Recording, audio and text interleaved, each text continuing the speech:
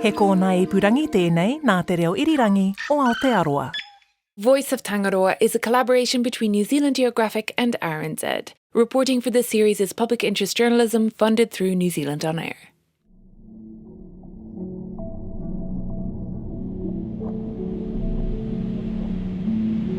It's really, really hard to manage it appropriately because it's land, sea, it's different user groups, it's rights, it's things like the settlement, it's like people not understanding each other's points of view. And really when it all comes down to it, it's not about us, it's about what's in the water.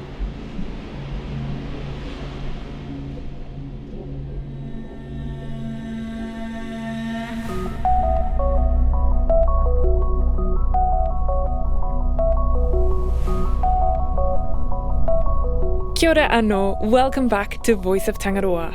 Ko Kate Evans aho. I'm a science journalist that often writes for New Zealand Geographic. Ko Claire Kincannon tēnei. I make a weekly science podcast for RNZ called Our Changing World. And today we're talking marine reserves, which is a totally easy, non-complicated, non-contentious topic. Right, Kate? Right? Nope, not even close.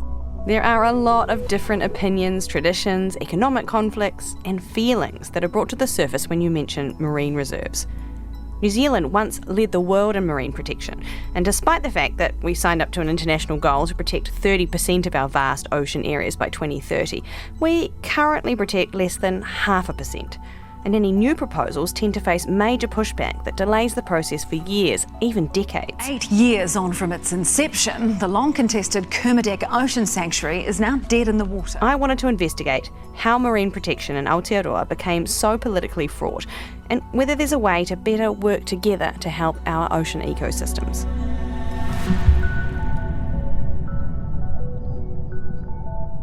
What I can say for certain, my totally non-contentious opinion, is that our marine reserves are an absolute pleasure to dive at or snorkel in. There was that huge cloud of two-spot demoiselles sort of swimming all around. To start with, all those stingrays flying past, a lot of them. Quentin Bennett and I are standing on the deck of a boat off the Poor Knights Island, and we're recalling our dive just that morning.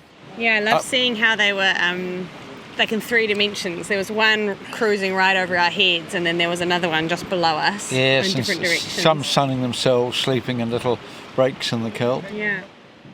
Sounds like a fun time. It was amazing. From the moment my head dipped below the water, I just saw fish in every direction.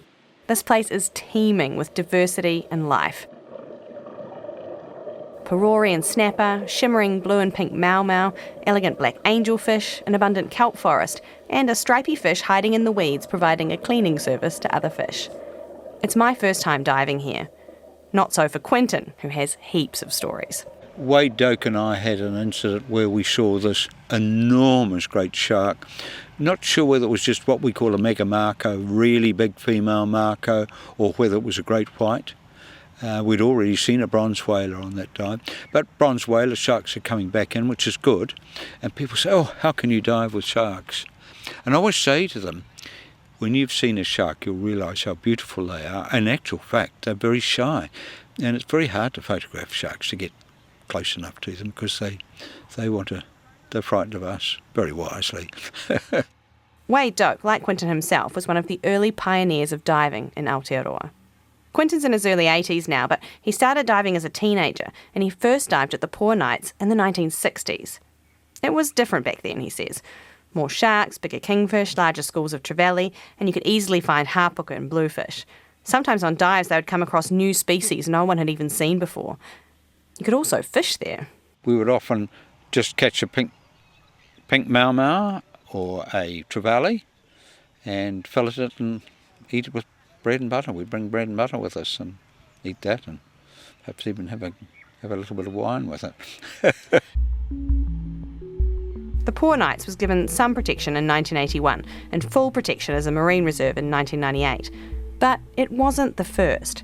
That was the Goat Island Marine Reserve in Lee, where I grew up, where my dad taught me to snorkel, and probably the place where I first fell in love with the ocean and its creatures. The phosphorescence at night, the sea hares and nudibranchs, and this one big old snapper that always had a rusty hook caught through its mouth like a punk with a lip piercing. Quinton was part of the group involved in pushing for this, as were Wade Doak and Bill Ballantyne, the director of the University of Auckland's Lee Marine Laboratory at the time. And we lobbied for a marine reserve at Goat Island and got it. And that was the first marine reserve in the world. And Bill Ballantyne became the sort of guru of marine reserves around the world, and he was quite some character, frightened of absolutely no one.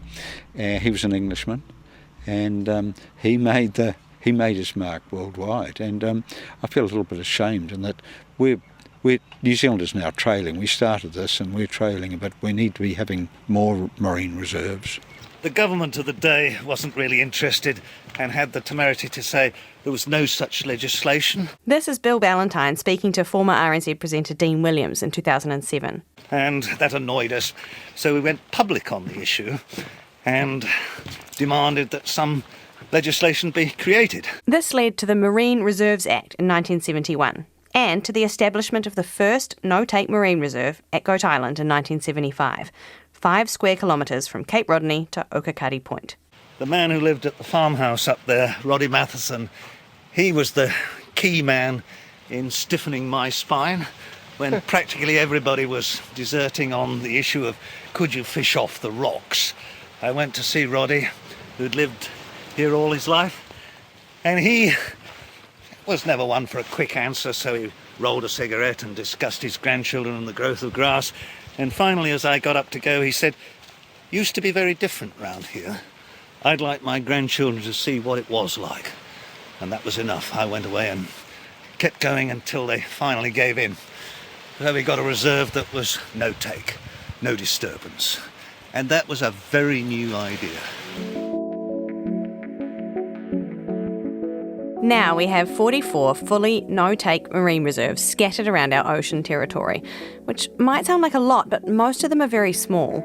It adds up to that less than 0.5% of New Zealand waters under full protection. 6 new reserves are due to come into effect mid this year, but they're the first in a decade and will only increase that tally by 0.01%. And so the question that kept coming up in my reporting is, when it comes to marine reserves in New Zealand, is it time now for some more new ideas? Why? Do marine reserves not work? What happens when you section off a piece of ocean like this? If the reserve is the right size and location, and fishing is the issue, then they do work. Studies in New Zealand and overseas have shown that marine reserves have greater biodiversity, larger fish, and can act as a kind of fish production line for surrounding areas. I read heaps of research about this and summarised it in an article I wrote for New Zealand Geographic. But the take-home message is that reserves seem to not just enable fish inside the protected area to flourish, but they also improve fishing and ecosystems nearby. Essentially, the big old fish in the reserve produce loads of eggs and larvae, which help to replenish surrounding areas. And some adults decide to just swim out as well. It all results in more and bigger fish that are easier to catch for recreational and commercial fishers. A paper published just this year looked through all the research on marine protected areas in 25 countries and found multiple benefits to fisheries and tourism and no evidence of decreased catch anywhere. That's quite a finding. And marine protected areas is a term for parts of the ocean around the world where protection methods are used, which can mean different things in different places. In Aotearoa, New Zealand, there are 2 types of marine protection areas. Type 1 is no-touch, no-take marine reserves, which is what we're focused on today. But then Type 2 areas also have some protections from fishing. Then there are protection tools like customary management reserves, marine mammal sanctuaries, and seafloor protection areas. But Kate, what you're saying is that the evidence suggests that marine reserves mean more fish, bigger fish, and fish spilling out into other areas. So what's the problem? See, you're thinking about this in the wrong way. Fish are great, but this is not really a story about fish. This is a story about politics and legislation, about rights and responsibilities, about history, about the difficulties in understanding each other and coming to agreement. Ah, okay then. Well, with that in mind, what are the issues for New Zealand? Right, so there are a few.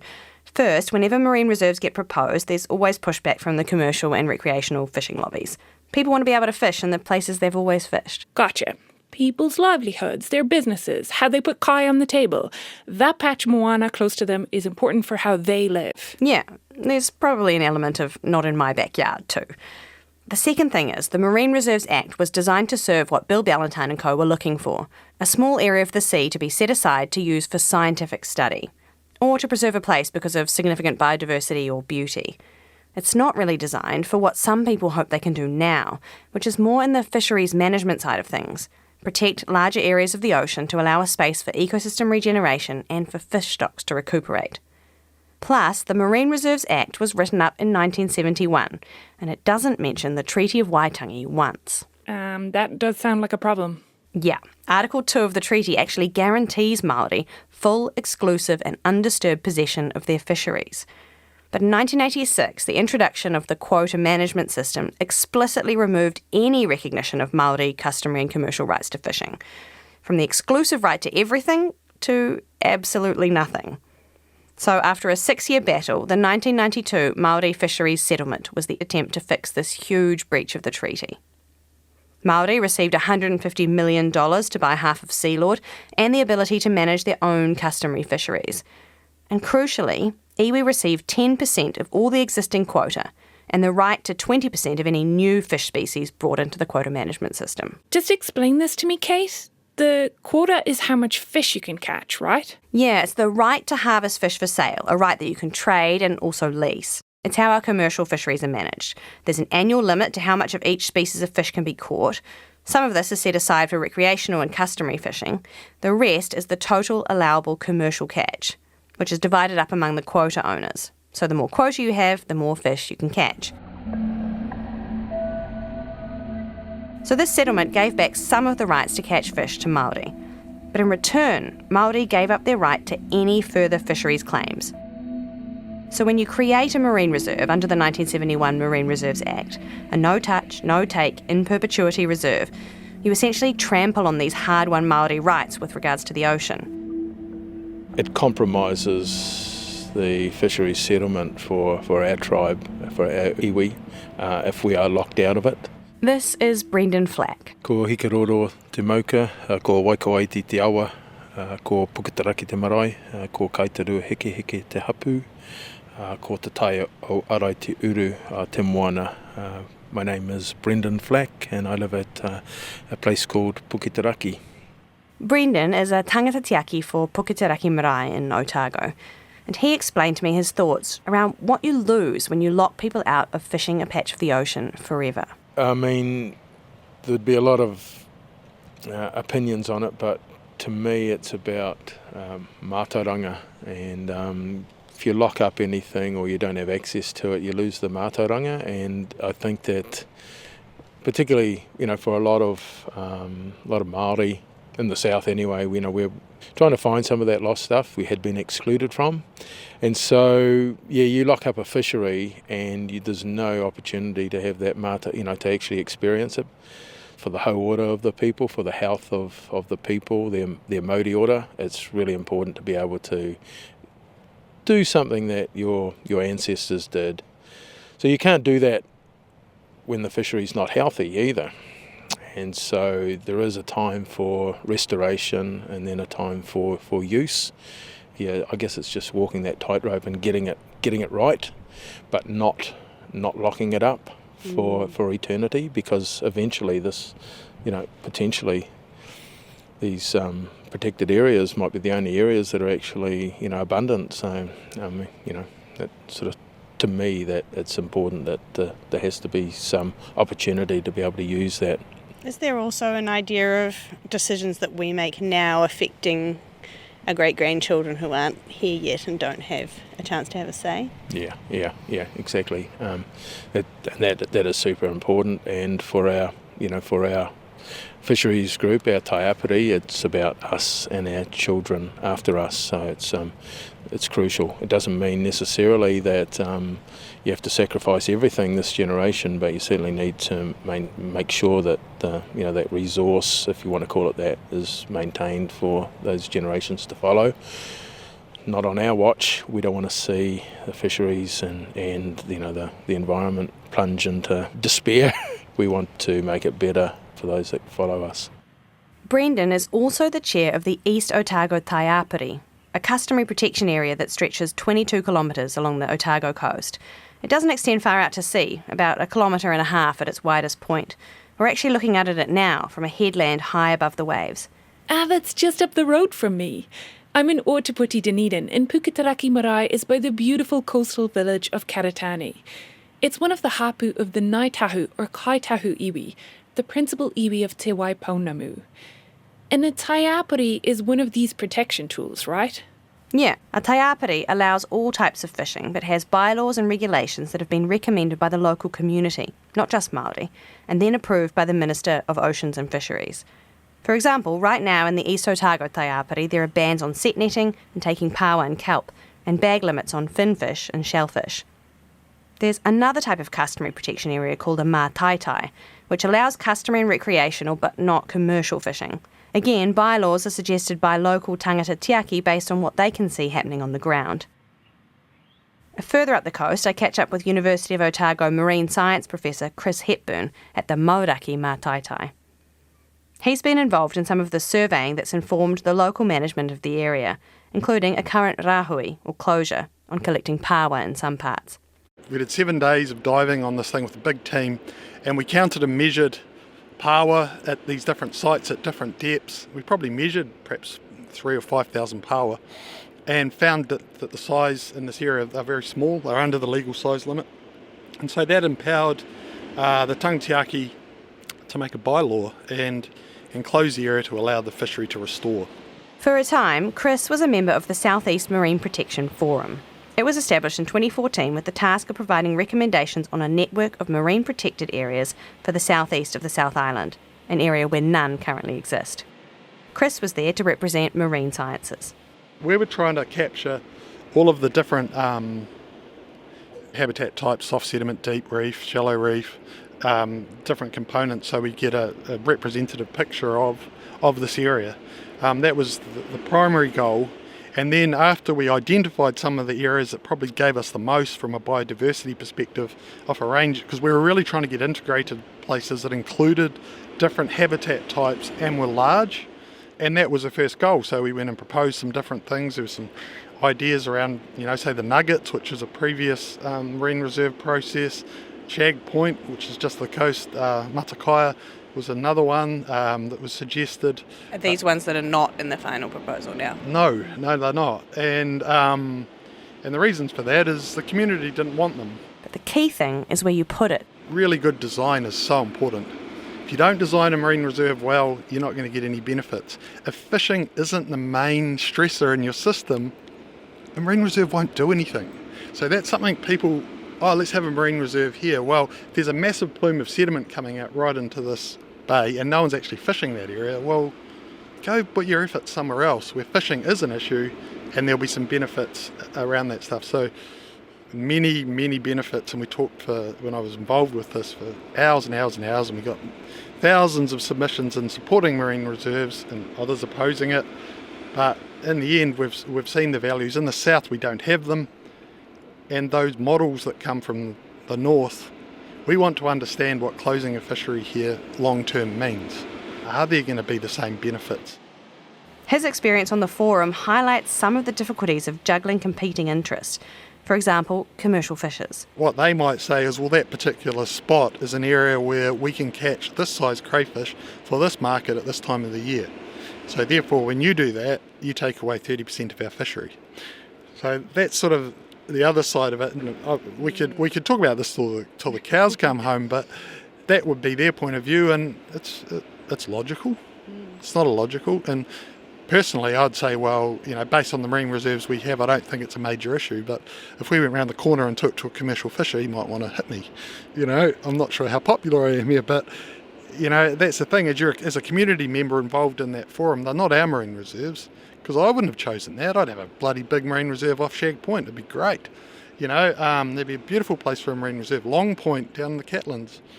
And then you start getting these arguments, thin end of the wedge. That argument, lack of trust. Thin end of the wedge as in you put in a couple of marine reserves and you're just going to want more and more and more of them. It's the worst argument that anyone ever can bring to the table. But that people bring it to the table.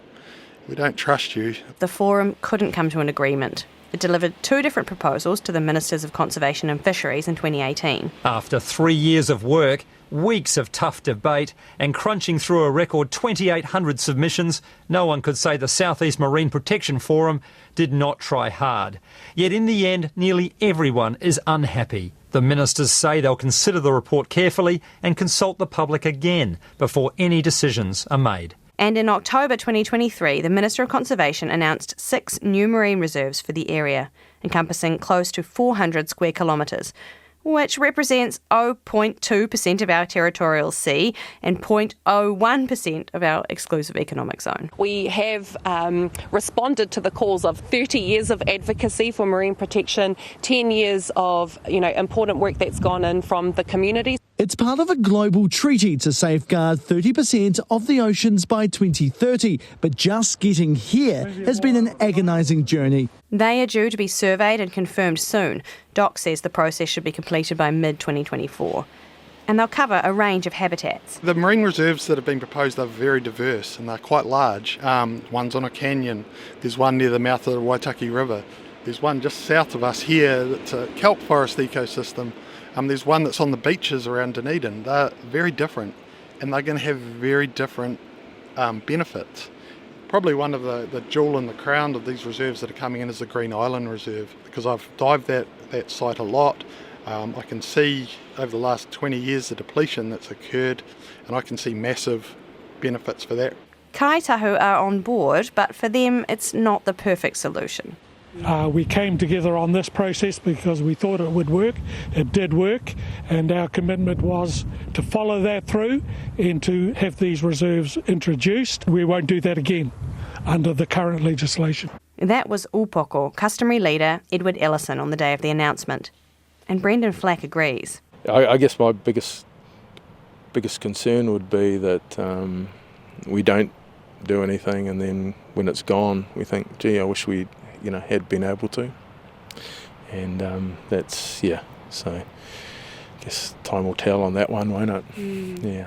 Do you mean that we've got to take these imperfect measures because it's better than doing nothing? Yeah, in this case for Ngai Tau, we've got everything to lose essentially, and we've shown that we understand that something needs to be done. We're prepared to take a hit for want of a better phrase, but it needs to be on our terms as well. And I think, others need to take a hit. Who are the others that need to take it? Well, commercial and recreational fishers. Those that use it have a responsibility to actually maintain it forever. The systems are imperfect. We've got fisheries regulations in place for the whole country, really, and you'd be an optimist to say that that those are working. These latest reserves are the classic standard type we've had, with some additional provisions that have been included to recognise the customary rights of kaitahu. This is to allow continued access to the reserves so they can teach their young people. Something Brendan's particularly excited about. I think it would be awesome to be able to go out here in a canoe that you've built with a hook that you've made and catch a fish. You put it back, yeah. Because you can go to Pack and Save, can't you? But wouldn't that be cool? And you can't do that in a fishery that's so depleted. So that's not something that's going to happen tomorrow.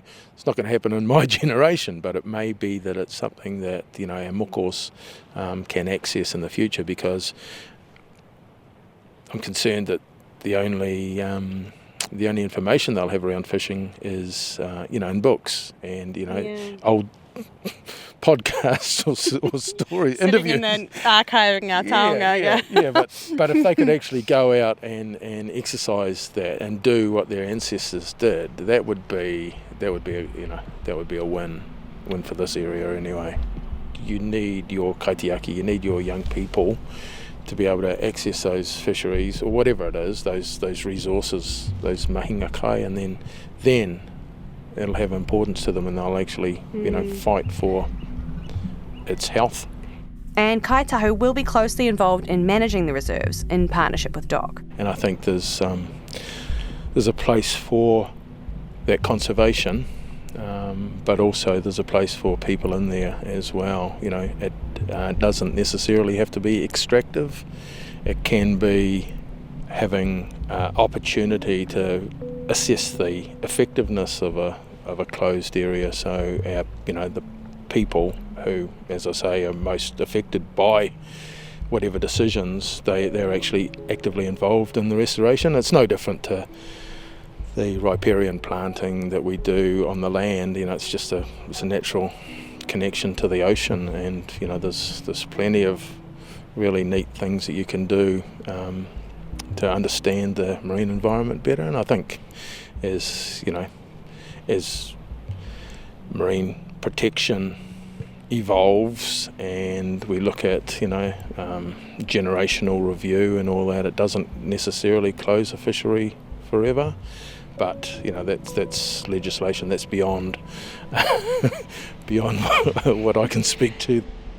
What does he mean, generational review? Well, this is a potential new way of thinking about reserves, that you would maybe set a space aside for, say, 20 years, but then after that time you'd review it, see how it's doing. Maybe it's doing okay and you can allow some fishing to happen again. But also what Brendan mentioned there about the equivalent of riparian planting, maybe there's a new way too, where rather than lock it up and leave it, reserves could be actively managed, giving people a chance to remain connected to and in conversation with these places. Can we do that under the current Act? Or does that just allow the lock it up and leave it kind of reserve? Yeah, that's why both Edward and Brendan mentioned the legislation.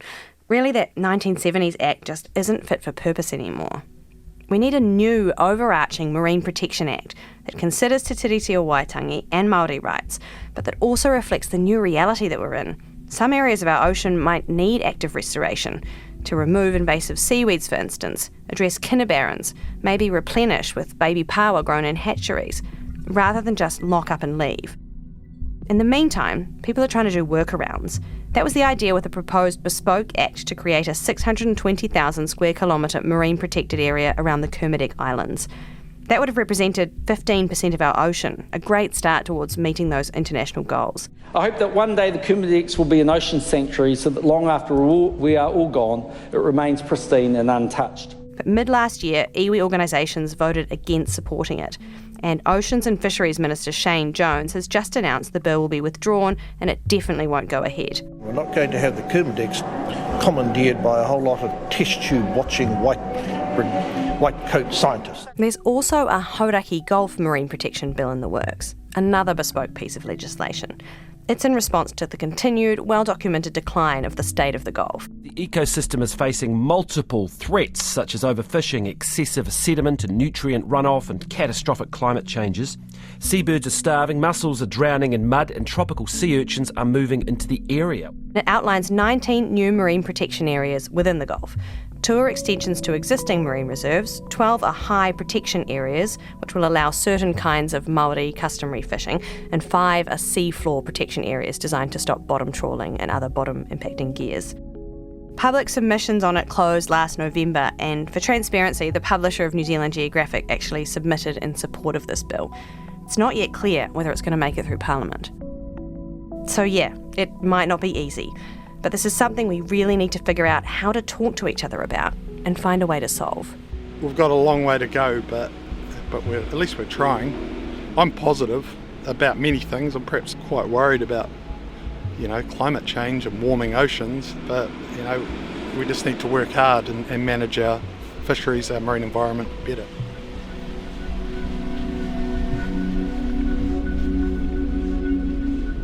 This episode was reported by freelance science journalist Kate Evans for New Zealand Geographic. Kate's feature on this goes into a lot more depth than we could cover in this podcast, and I highly recommend a read of it. It's called Taking on Water, and you can find it at nzgeo.com/seas. Thanks to the people Kate spoke to, Quentin Bennett, Brendan Flack, and Professor Chris Hepburn. Voice of Tangaroa is a joint production between RNZ's Our Changing World and New Zealand Geographic. New Zealand Geographic reporting on the Voice of Tangaroa is public interest journalism funded through New Zealand On Air. This episode was produced by Kate and me, Claire Kincannon, with help from Ellen Rikers, Bianna Juritich and Phil Vine. Sound engineering was by William Saunders, and executive producers are Tim Watkin of RNZ and James Frankham of New Zealand Geographic. Original music for this series was created by Grains. Tēnā koe I whakarongo mai. Thanks so much for listening. Ko Clark and Kananahau, mā te wā.